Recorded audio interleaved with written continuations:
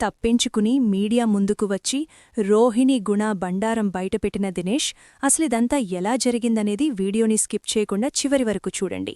గుండెనిండా గుడిగంటల సీరియల్లో రాబోయే ఎపిసోడ్స్లో ఏం జరగబోతోందో ముందుగా తెలుసుకోవాలి అనుకుంటే గనక వీడియోని లైక్ చేసి ఛానల్ని సబ్స్క్రైబ్ చేసుకుని పక్కనే ఉన్న బెల్ సింబల్లో ఆల్ పై క్లిక్ చేయండి. మొత్తం మీద చూసుకున్నట్లయితే గనక ఇంకా బాలు ఫోన్ పోయింది, పైగా వీడియో బయటికొచ్చేసింది. శివ పరిస్థితి ఏంటని తెగ టెన్షన్ పడుతూ ఉంటాడు. అంతలోనే శివ ప్రాణాలు తీసుకోవడానికి సిద్ధపడేసరికి తన చెల్లిని, తన అక్కని, తన తల్లిని దృష్టిలో ఉంచుకుని నువ్వు ఆత్మహత్య చేసుకున్నట్లయితే ఖచ్చితంగా నీమీద నిందపడుతుంది. నువ్విదంతా ఉద్దేశపూర్వకంగా చేసింది కాదు. అలాగని ఆ డబ్బులు కూడా నువ్వు వాడుకున్నది కాదు. నువ్వు చనిపోయి సాధిస్తావో లేక బ్రతికుండి గొప్ప స్థాయికి వెళ్తావో ఆలోచించుకో శివా. నువ్వు చనిపోయినా మీ అక్క పెళ్లి ఆగిపోతుంది. మీ అమ్మ తలదించుకోవలసిన పరిస్థితి వస్తుంది. అసలేం జరిగిందో ఏంటో అందరికీ తెలిసేటట్టు చేద్దాము అని చెప్పి ఇంక శివని ఆలోచనలో పెట్టి బాలు కాస్త శివని కాపాడతాడు. అసలు నీకు బొద్దుందా? నీకేదైనా జరిగితే మేమేమైపోవాల్రా? నీమీదే ఆశలు పెంచుకున్నాము. నీకు జరగరానిది జరిగితే నేను తట్టుకోలేన్రా అంటూ పార్వతి ఏడుస్తూ ఉంటుంది. నేను తప్పు చేశానమ్మా, కావాలని చెయ్యలేదమ్మా. ఆవిడ నన్ను అవమానించిందని బుద్ధి చెప్పాలన్న ఉద్దేశంతోనే అక్కను ప్రతిక్షణం హింసిస్తోందన్న బాధతోనే చేశానమ్మా అంటూ శివ కాస్త ఏడుస్తూ ఉంటాడు. బావా, నన్ను జైలుకు తీసుకువెళ్తారా? నా జీవితం ఇక్కడితో అయిపోతుందా? నాకు జైలు శిక్ష పడుతుందా అని ఏడుస్తూ ఉండేసరికి నీకేం కానివ్వన్రా శివా, నువ్వు బాధపడకు. నేను నీకు తోడుగా ఉంటాను. ముందు శివ యొక్క 2 జతల బట్టలు సద్దండి అని శివ దగ్గర ఉన్న 2 జతల బట్టలు తీసుకుని శివని కాస్త అక్కడి నుంచి వేరే చోటికి షిఫ్ట్ చేయాలి అన్న ఉద్దేశంతో డిక్కీలో అది పడుకోబెడతాడు. ఎందుకంటే మళ్లీ ఎక్కడికైనా తీసుకువెళుతుంటే ఎవరైనా చూస్తారు అన్న ఉద్దేశంతో ఇంక డిక్కీలో దాచిపెట్టి మొత్తానికైతే రాజేష్ వాళ్ల ఇంటి దగ్గర దాచిపెడతాడు. ఏం చేద్దామనుకుంటున్నావురా అనగానే ప్రస్తుతానికి ఎలాంటి ఆలోచన లేదురా, కాని శివని మాత్రం కాపాడాలి. భగవంతుడు ఎప్పుడూ మంచివాళ్లకు ఏదో ఒక రూపాన సహాయం చేయిస్తాడు అని నేను నమ్ముతాను. అందుకే శివను కాపాడడానికి కూడా ఏదో ఒక అవకాశం దొరుకుతుంది అని ఆలోచిస్తున్నానురా అని చెప్పి అనేసరికి శివ అసలు ఇలాంటి తప్పు పనెందుకు చేశాడు? ఎందుకు? మా అమ్మ కోసం చేశాడంట. పిచ్చివెదవ, మా అమ్మకు బుద్ధి చెప్పడానికి వీడి జీవితాన్ని నాశనం చేసుకుంటాడా ఎవడైనాను? వీడికి ఆ గుణాగాడే ఇదంతా సలహా ఇచ్చాడంట. ముందు ఆ గుణాగాడిని పట్టుకుని 4 ఉతికితే అన్ని విషయాలు బయటికొస్తాయి అన్న ఉద్దేశంతో ఇంక గుణా దగ్గరికి బయలుదేరుతారు. గుణా దగ్గరికి బయలుదేరేసరికి గుణ అయితే ఆ డెన్లో ఉండడు, ఎక్కడికో వెళ్తాడు. ఈలోపు అక్కడున్న జనాలు గుణాగాడెక్కడ్రా అని చెప్పనుగాని గుణ లేడన్నా అని చెప్పనేసరికి శివని ఇరికించి వాడెక్కడికో ఎస్కేప్ అయ్యాడా? వాడు ఏదో ఒకరోజు నా కంటికి కనిపిస్తాడు. ఆ రోజు నా చేతిలో వాడికి చావే అని చెప్పి ఇంకా అక్కడి నుంచి కాస్త వెళ్ళిపోతాడు. వెళ్ళిపోయేసరికి ఇంక వీళ్ళు ఈ హడావిడిలో మాట్లాడుకుంటూ ఉండగా దినేష్ గాడు చూస్తాడు. ఏంటిది, బాలు ఎందుకొచ్చాడు? గుణ గురించి ఎందుకిదంతా మాట్లాడుతున్నాడు అని ఆలోచిస్తూ ఉండగానే ఇప్పుడు వాళ్ల మీనా వాళ్ల తమ్ముడు వీడియో బయటపెట్టింది గుణ అన్న విషయం తెలిస్తే బాలు అస్సలు ఊరుకోడు. అసలు గుణ అన్నకు ఆ వీడియో తీసుకురాకుండా ఉంటే బాగుండేది. ఆ రోహిణియే ఈ దినేష్ గాడంట. ఎవడికోసమో వీడియో తీసుకొచ్చి ఇచ్చింది. ఈ అన్నేమో వెనకాముందు ఆలోచించకుండా ఆ వీడియోని బయటపెట్టి తన ప్రాణాల మీదకు తెచ్చుకున్నాడు. మామూలుగా బాలు కొడితేనే లేవడం కష్టం, అలాంటిది గుణ అన్నని చితక కొట్టాడా అంటే ఇంక గుణ అన్న మంచానికి పరిమితమే. శివజోలికి వస్తే అన్న అస్సలు ఊరుకోడు. తన భార్య చేతుల జోలికి వచ్చినందుకే చేతులు విరగ్గొట్టేశాడు. ఇప్పుడు శివ తన భామది జోలికి వస్తే మామూలుగా ఉండదు. ఎవరైనా పంచప్రాణాలిస్తాడు. అందులోనూ చదువుకున్నవాళ్లైతే బాలుకి చాలా ప్రేమంట. అస్సలు వదిలిపెట్టడు. ఈ గుణాగాడికి మూడిందిరా. అంతా రోహిణీ వదిలే. ఆ రోహిణీ మేడమే వీడియో తీసుకొచ్చిచ్చింది ఆ దినేష్ గాడ్ని లాక్ చేయడానికి. ఇంతకీ ఆ దినేష్ గాడు ఏం చేస్తున్నాడో ఏంటో ఒక్కసారి వెళ్ళి చూద్దాము అని అక్కడికి వెళ్లేసరికి ఇదేంట్రా, రూమ్ తీసుంది, ఇందాక రూమ్ వేయడం మర్చిపోయాన్రా. కరెక్ట్గా వాడి దగ్గరికి వెళ్లి తిరిగి వస్తూ ఉన్న సమయంలో బాలు వచ్చాడని హడావిడిగా రూమ్ వదిలేశాను. కొంపతీసి వాడు ఉన్నాడో పారిపోయాడో చూద్దాం పదా అని గబగబా లోపలికొస్తారు. లోపలికొచ్చేసరికి వాడు లోపలే ఉంటాడు. వీడు లోపలే ఉన్నాడ్రా, వీడు ఎట్టు తప్పించుకుంటాడు? తప్పించుకోవాలంటే చాలా కష్టం అని చెప్పి ఇద్దరు కూడా బయటికి వెళ్తారు. వెళ్లిన తర్వాత ఇద్దరూ మాట్లాడుకుంటూ ఉంటారు. తాళం వేసి అవానగాని తాళం ఎందుకులేరా, వాడేమన్నా లెగిసి పారిపోతలడా ఏంటి? ఆ చీకట్లో వాడికేం కనిపించదు. పందిలోంచి బయటికి రావాలంటే గుడ్డోళ్లలా తడుముకుంటూ గుమ్మం దగ్గరికి వస్తే బయటికి వెళ్లడం జరుగుతుంది. వాడికక్కడ ఏమున్నాయో ఏమిలేవో ఏమీ తెలియదు కదా. ఆ డార్క్ రూమ్ గురించి మనకు తెలుసు కాని వాడికి తెలియదు కాబట్టి నోరు మూసుకుని అందులోనే పడి ఉంటాడు వాడు అని చెప్పి మాట్లాడుకుంటారు. సర్లే పదా, మనం ఏదో ఒకటి తినేసి వద్దాం, వాడికేదో ఒకటి తెద్దాం, మరి వాడి సంగతి? వాడి ఎటూ పోలేడ్రా పద అని చెప్పి ఇద్దరూ కూడా వెళ్ళిపోతారు. నేను ఎటూ పోలేనా? నన్నిక్కడికి తీసుకొచ్చి బంధించేటట్టు చేసింది ఆ రోహిణియా? ఆ గుణాగాడికి వీడియో ఇచ్చి రోహిణి నా అడ్డు తొలగించుకోవాలని చూసిందా? ఆ గుణాగాడ్ని వదిలిపెట్టను, రోహిణిని వదిలిపెట్టను. ఇద్దరికీ సరిగ్గా బుద్ధి చెప్పాలంటే బాలు వల్లే జరుగుతుంది. ఇప్పుడు నేనిక్కడి నుంచి తప్పించుకుని బాలు దగ్గరికి వెళ్ళాలి. బాలుని కలిస్తే మీడియా ముందు అందరి ముందు నిజం బయటపెడతాను. ఆ రోహిణిని మాత్రం ఎట్టి పరిస్థితుల్లో వదిలిపెట్టను. నాకు ఇంత అన్యాయం చేసి నన్ను బంధించి వీడి చేత కొట్టించిన రోహిణిని అంత ఈజీగా ఎలా వదిలేస్తాను? అస్సలు వదిలిపెట్టను అని చెప్పి ఇంకా అక్కడి నుంచి కట్లు ఇప్పుకోడానికి ప్రయత్నిస్తాడు. ఇంకా అలా కట్లు ఇప్పుకొని కొంచెం ముందుకొచ్చేసేసరికి కట్లు ఇప్పుకొని ముందుకు వచ్చిన తర్వాత తడుముకుంటూ ముందుకు వచ్చి ఇలా డోర్ తీద్దే ఆదు గెడపెట్టేస్తారు. ఇప్పుడు నేనెలా తప్పించుకోవాలి అని ఇంకా గెడ తీయడానికి అంటే డోర్ లాగడానికి చాలా ప్రయత్నాలు చేస్తాడు. ప్రయత్నాలు చేసేసరికి గట్టిగా లాగడంతో డోర్ ఊడిపోతుంది. డోర్ ఊడిపోయేసరికి డోర్ పక్కకు పాడేసి ఇంక వాడు అక్కడి నుంచి బయటకి తప్పించుకుంటాడు. అటూ ఇటూ చూస్తాడు. చూసుకుని ఇంకా పరుగులు పెట్టుకునొస్తాడు. పరుగులు పెట్టుకునేసరికి వాడి పాకెట్లో ఫోన్ ఉండదు. ఫోన్ లేకపోవడంతో ఇప్పుడు ఏం చెయ్యాలి? ఏ రకంగా బాలుని కాంటాక్ట్ అవ్వాలి అని పరుగులు పెడుతూ ఉండగా రాజేష్ కనిపిస్తాడు. రాజేష్ గాడు ఆల్రెడీ వీడికి తెలుసు కదా. ఇంక వాడు కార్ మూవ్ అవుతూ ఉండగా ఇంక పరుగున వెళ్తాడు. వెళ్లి ఒక ట్రాఫిక్ జామ్ దగ్గర వాడు కార్లోంచి కార్ ఆగేసరికి వెనక డోర్ ఓపెన్లో ఉండడంతో గబగబా డోర్ తీసుకుని కార్లో ఎక్కేస్తాడు. ఎక్కేసరికి ఎవరు నువ్వు కార్లో ఎక్కుతున్నావు అనగానే బాలుకి అర్జెంటుగా ఫోన్ చెయ్, నేను బాలుతో మాట్లాడాలి అని చెప్పనేసరికి వెంటనే బాలుగాడికి ఫోన్ చేస్తాడు. బాలుగాడికి ఫోన్ చేసేసరికి బాలు కాస్త హలో చెప్పురా అని చెప్పనుగానే ఎవరో కార్లో ఎక్కారు, నీకు ఫోన్ చేయమని చాలా కంగారు పడుతున్నారు, ఒంటి నిండా దెబ్బలు కూడా ఉన్నాయిరా అని చెప్పి అనేసరికి అవునా, ఎక్కడున్నారు అని బాలు అడగడంతో రాజేష్ అయితే మేము పలానా సిగ్నల్ దగ్గర ఉన్నాము అని రాజేష్ చెప్తాడు. బాలు వెంటనే పలానా చోటికి వచ్చేయమని చెప్పడంతో ఇంకా అక్కడికి బయలుదేరతాడు రాజేషు. ఈలోపు వీడు వెనకాల కూర్చున్నవాడు కాస్త స్పృహ కోల్పోతాడు. అక్కడికి వెళ్లేసరికి బాలు ఎవడ్రా అని చెప్పి గబగబా కారు డోర్ తీసి చూడడంతో వీడెందుకు నాకు ఫోన్ చేయమన్నాడురా, అయినా ఒంటి నిండా ఈ గాయాలేంటి, సరే ఆ మంచినీళ్లు బాటిల్ ఎలా అందుకు అని బాలు చెప్పడంతోనే వెంటనే మంచినీళ్లు బాటిల్ తీసుకుని మొహం మీద నీళ్లు చల్లుతారు. చల్లేసరికి వాడికి స్పృహ వస్తుంది. బాలు నీకు అర్జెంటుగా ఒక మాట చెప్పాలి, ఒక విషయం చెప్పాలి అనగానే చెప్పు ఏంటి, ఏ విషయం చెప్పాలి?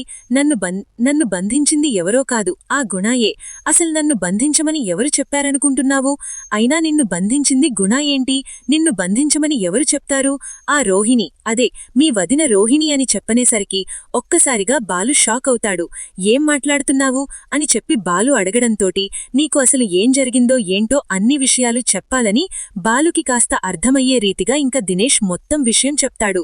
మొత్తం విషయం చెప్పేసరికి ఒక్కసారిగా బాలు షాక్ అవుతాడు.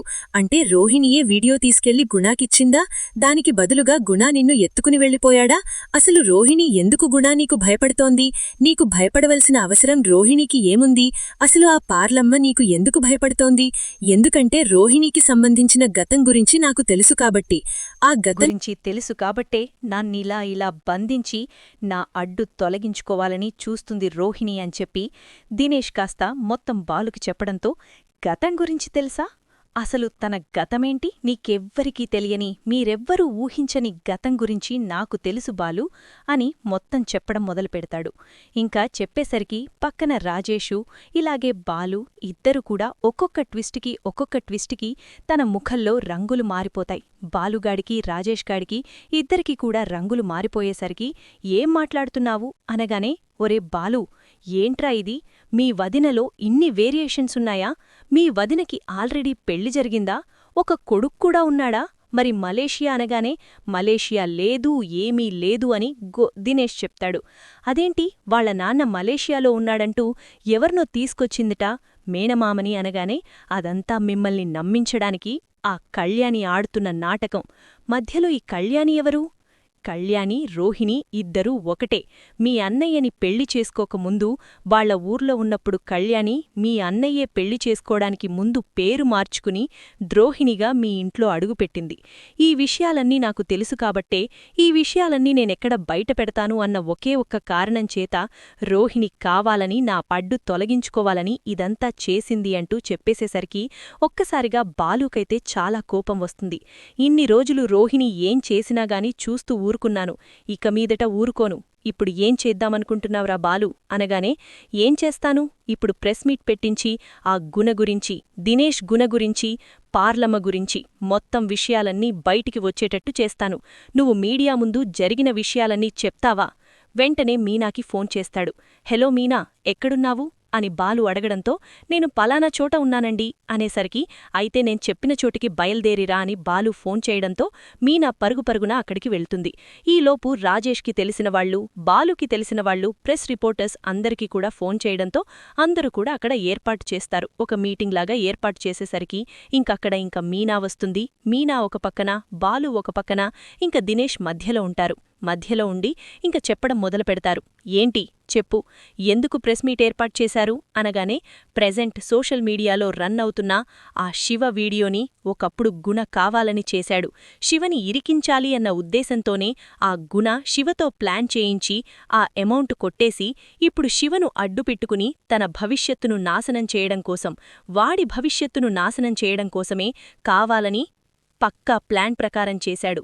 ఇందులో భాగంగానే రోహిణితో చేతులు కడితి బాలు ఫోన్లో ఉన్న వీడియోని దొంగతనం చేసి సోషల్ మీడియాకు ఆ వీడియోనిచ్చాడు. అలాగే రోహిణి నన్ను బంధించేటట్టుగా వీళ్ళిద్దరా డీల్ కుదిరించుకున్నారు అని చెప్పి ఇంక దినేష్ చెప్తాడు. రోహిణి నిన్నెందుకు బంధించాలి? అసలు రోహిణికి గుణాకి సంబంధమే ఉంది? రోహిణికి గుణాకి ఉన్న సంబంధమేంటో నాకు తెలియదుగాని రోహిణి మాత్రం నా అడ్డు తొలగించుకోవాలని తను చూస్తోంది. ఎందుకంటే తనకు సంబంధించిన ఒక గుట్టు నా దగ్గర ఉంది.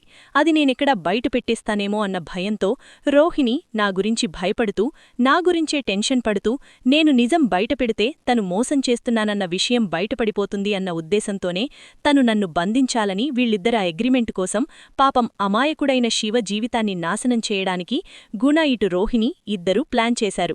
అంతేకాదు రోహిణికి మీనా మీద కక్ష ఉండడంతో మీనా బాలులు కలిసి తన గుట్టు మొత్తం ఎక్కడా బయట పెట్టేస్తారేమోనన్న భయంతోనే రోహిణి మీనాను టార్గెట్ చేసి అటు శివను టార్గెట్ చేసి బాలు మీనాల్ని ఇంట్లోనుంచి బయటికి పంపించేస్తే ఇంక తను ఎన్ని అబద్ధాలాడినా, ఎంత మోసం చేసినా ఎవ్వరూ తనను పట్టించుకోరు, తన జోలికి ఎవ్వరూ రారు అన్న ఉద్దేశంతోనే ఇదంతా చేసింది అని దినేష్ కాస్త మొత్తం విషయం బయటపెట్టేసరికి ఒక్కసారిగా షాక్ అవుతారు.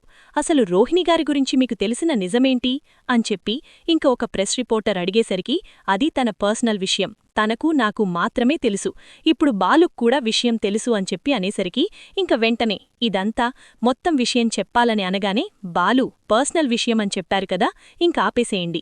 ఇదంతా ఉద్దేశపూర్వకంగానే రోహిణి ఇటు గుణ కలిసి చేశారు. మీరిదంతా స్ప్రెడ్ చేస్తే పాపం శివ జీవితం నాశనం కాకుండా ఉంటుంది. శివ ఏ ఉద్దేశ ప్రకారం చెయ్యలేదు, తన అక్కని బాధపెడుతుందని బుద్ధి చెప్పడం కోసమే చేశాడే తప్ప వాడికసలు దొంగతనం చేయాలన్న ఆలోచన వచ్చేటట్టు చేసిందే గుణ. ఎందుకంటే శివను ఎప్పటికైనా ల్యాక్ చెయ్యాలి అన్న ఉద్దేశంతో గుణ ఇదంతా ప్లాన్ చేసి చేసింది. మీరిదంతా స్ప్రెడ్ చేస్తే శివ జీవితం బాగుంటుంది అని చెప్పి అనేసరికి ఇదంతా కూడా చూస్తూ ఇంట్లో ప్రభావతి రోహిణి మీద చాలా కోపంగా ఉంటుంది. వాడికి నీకు సంబంధించిన విషయం ఏం తెలుసు? అది చెప్పబోతూ ఉంటే బాలు ఆపేశాడు అంటే అది నలుగుళ్ళో చెప్పాల్సింది కాదు. ఆ విషయమేంటో బాలుగాడికి కూడా తెలుసు. అసలు ఏంటిదంతా? అసలు నువ్వు మా దగ్గర ఏం నిజం దాచావు?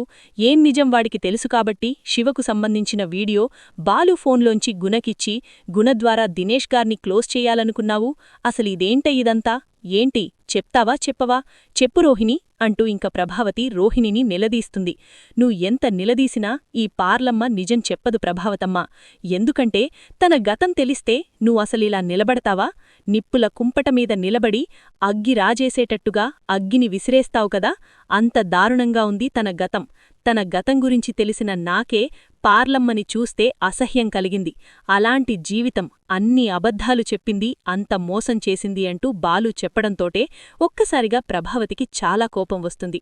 ఇంక కోపంలో ప్రభావతి చెప్తావా చెప్పవా అంటూ చెంప పగలగొట్టడంతో అది కాదత్తయ్యా, అది కాదత్తయ్యా అంటూ చెప్పే ప్రయత్నం చేస్తుంది. నువ్వు ఏదో దాచిపెట్టాలని ప్రయత్నిస్తే మాత్రం నేనస్సలు ఊరుకోను రోహిణి. ఏడ్రా దినేష్ గాడు ఎక్కడా అనగానే ఇక్కడే ఉన్నానండి అంటూ దినేష్ ఎంట్రీ ఇస్తాడు. ఇచ్చేసరికి నేను చెప్తానండి రోహిణి ఏంటో, రోహిణి నిజ స్వరూపమేంటో మొత్తం చెప్తానంటూ ఇంక దినేషు తన గురించి ఒక్కొక్కటిగా చెప్తూ ఉంటాడు. వాళ్ళమ్మ గురించి, కొడుకు గురించి, తను చెప్పిన అబద్ధాల గురించి, మలేషియా గురించి ఒక్కొక్కటి చెప్పేసరికి మనోజ్ షాక్ అయిపోతాడు. సత్యం, శృతి, రవి ఇంక ప్రభావతి అందరూ అలా షాక్ అయిపోయి స్టన్ అయిపోయి ఉండిపోతారు. ఇంకలా షాక్ అయిపోయి చూస్తూ ఉండిపోయేసరికి మీరు నమ్మలేకపోతున్నారు కదా, ఈ విషయాలన్నీ ఎక్కడ బయటపడిపోతాయో, బాలు ఎక్కడ బయట పెట్టేస్తాడేమోనన్న భయంతో నన్ను లాక్ చేయడం కోసం ఒకే దెబ్బకు 2 పిట్టలన్నట్టు నన్నక్కడ గుణదిగ్గర లాక్ చేసి ఇక్కడ బాలు వాళ్లని ఇంట్లోనుంచి బయటికి పంపించేయడం కోసం రోహిణి ఇదంతా పగడ్బందీగా ప్లాన్ చేసింది. నన్ను వదిలించుకుని బాలు మీనాల్ని ఇంట్లోనుంచి బయటికి పంపించేస్తే తన గతం తాలూకీ నిజాలేమీ బయటికి రాకుండా ఉంటాయని పగడ్బందీగా ప్లాన్ చేసి ఈ రకంగా తను అబద్ధాలను ఇంకా పెంచి పోషిస్తూ మీ దగ్గర నాటకాలాడుతూ ఉంది రోహిణి అంటూ ఇంక దినేష్ చెప్పడంతో ఇంక ప్రభావతికి చాలా అంటే చాలా కోపం వస్తుంది. రోహిణిని ఆ చెంప ఈ చెంప వాయగొట్టి ఒక్క క్షణం కూడా నువ్వు ఇంట్లో ఉండడానికి వీల్లేదే, తక్షణమే నువ్వు నా ఇంటినుంచి బయటికి వెళ్ళిపో. నీలాంటి దాన్ని ఇన్ని రోజులు నేను భరించానా? నీలాంటి దానితో ఇన్ని రోజులు నా కొడుకు కాపురం చేశాడా? నా కొడుకు భవిష్యత్తు ఎంతో బాగా ఉండాలని, ఎవ్వరికీ ఏమీ దక్కకపోయినా నా కొడుక్కే అన్నీ దక్కాలి అన్న ఉద్దేశంతో ఏరు కోరుమరీ నీలాంటి దాన్ని తీసుకొచ్చి పెళ్లి చేశాను. నా చేతులారా నా కొడుకు జీవితాన్ని నేనే నాశనం చేశాను అంటూ ఎంతగానో ప్రభావతి తెగ బాధపడిపోతూ ఉంటుంది. ఎందుకంటే భవిష్యత్తు బాగుండాలని ఓతగ తాపత్రయపడి కొడుకు జీవితాన్ని సర్వనాశనం చేసింది కదా ప్రభావతి. సో ఆ ఉద్దేశంతో నా కొడుకు జీవితాన్ని నేనే నాశనం చేశాను. చీచీ, వీరు కోరి మరీ చేశాను అని ప్రభావతి కాస్త ఎంతగానో బాధపడుతూ ఉంటుంది. నువ్వెందుకే బాధపడతావు? అయినా నీ మాటను వెనక ముందు ఆలోచించకుండా నువ్వు చెప్పిందల్లా చెయ్యడానికి నేను ఒప్పుకున్నాను చూడు. అది ఎవరి చేసిన కర్మకు వాళ్లే అనుభవిస్తారని. నా కొడుకు జీవితం బాగుండాలి, మిగిలిన పిల్లల జీవితం ఎలా ఉన్నా చేసినందుకు ఇలానే ఉంటుందే. నీ కడుపున పుట్టిన పిల్లలే కదా నలుగురు పిల్లల్లో ఒకడి భవిష్యత్తు మాత్రమే బాగుండాలని వాడిని మాత్రమే చదివించావు. మిగిలిన జీవితాలని రోడ్డుక వదిలేశావు. ఆ బాలుగాడు ఆ రవిగాణ్ణి కష్టపడి చదివించాడు. ఇంక మౌనిక తన కష్టార్జితంతో తను చదివింది. తను కష్టపడి తన భవిష్యత్తు బాగుండాలని కోరుకుంది.